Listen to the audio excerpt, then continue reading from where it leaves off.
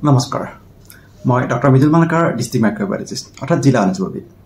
আজি আমি আলোচনা কৰিব ওলাইছোঁ যিসকল ব্যক্তিয়ে সোনকালে মাচুল গেইন কৰিব খোজে তেখেতসকলে কোনসমূহ খাদ্য খোৱা উচিত বিশেষকৈ জিম কৰা ব্যক্তিসকলে জিম কৰা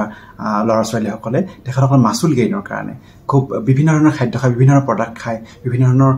প্ৰটিন জাতীয় বস্তু কিনে বা বিভিন্ন ধৰণৰ মাচুল গেইনৰ মাচুল বুষ্টাৰ এই ধৰণৰ খাদ্যসমূহ খায় যি পিছলৈ ছাইড এফেক্ট কৰিব পাৰে গতিকে আপুনি যদি আপোনাৰ মাচুল গেইন কৰিব বিচাৰিছে তেতিয়াহ'লে কোনসমূহ খাদ্য আপুনি আপোনাৰ ডায়েটত আপুনি দৈনন্দিন খাদ্য তালিকাত এড কৰা উচিত এই বিষয়ে আজি আমি আলোচনা কৰিম আহক আজি ভিডিঅ'টো আমি আৰম্ভ কৰোঁ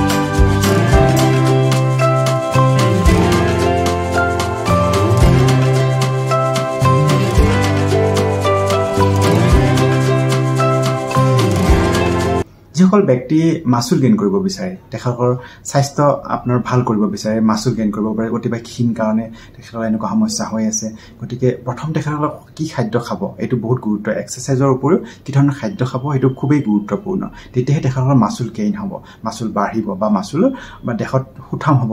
আপোনাৰ দেহটো স্বাস্থ্যৱান হ'ব প্ৰথমটো হ'ল কণী আপুনি নিয়মিত কণী আপোনাৰ খাদ্য তালিকাত ব্যৱহাৰ কৰক চেলমন ফিছ যিবোৰ সাগৰীয় ফিছ আছে সেই খাদ্য সাগৰীয় ফিছবোৰ খাব পাৰে চেলমন ফিছ খাব পাৰে বা এভোকাডোছ খাব পাৰে আপোনাৰ তালিকাত এভোকাডোছ ব্যৱহাৰ কৰক গাখীৰ আমি প্ৰত্যেকজন গাখীৰত প্ৰায় সকলো ধৰণৰ কণ্টেণ্ট থাকে সকলো ধৰণৰ কম্পনেণ্ট থাকে গতিকে গাখীৰ নিয়মিত খোৱা কৰক নাটছসমূহ খোৱা কৰক যিবোৰ আপোনাৰ যেনে ধৰক বাদাম কওক আপোনাৰ পিস্তা কওক আপোনাৰ আখৰোট কওক এই ধৰণৰ খাদ্যসমূহ আপোনাৰ খাদ্য তালিকাত ব্যৱহাৰ কৰক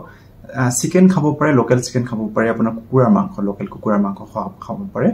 ওটমিল খাব পাৰে নিয়মিত আপুনি ওটমিল ব্যৱহাৰ কৰক কটেজ চিজ খাব পাৰে আপোনাৰ চিজো খুবেই প্ৰয়োজন স্বাস্থ্যৰ কাৰণে আৰু নাৰিকলৰ তেল আপোনাৰ খাদ্য তালিকাত নাৰিকলৰ তেল আপুনি ব্যৱহাৰ কৰক আৰু নাৰিকলৰ পানী খাব পাৰে নাৰিকলো খাব পাৰে এই খাদ্যসমূহ যদি আপুনি নিয়মিত আপোনাৰ খাদ্য তালিকাত এড কৰে দেখিব আপোনাৰ মাচুল গেইন হৈছে আগত যিমান যি মাচুল আছে তাতকৈ মাচুল গেইন হৈছে আপোনাৰ স্বাস্থ্য সুঠাম হৈছে নিয়মিত ব্যায়ামৰ ওপৰত এই ধৰণৰ খাদ্যখিনি আপুনি খোৱা অভ্যাস কৰক আজিলৈ এইখিনি পৰৱৰ্তী পৰ্যায়ত আকৌ এটা বেলেগ বিষয়লৈ আপোনাৰ প্ৰস্তুত হ'ম ধন্যবাদ নমস্কাৰ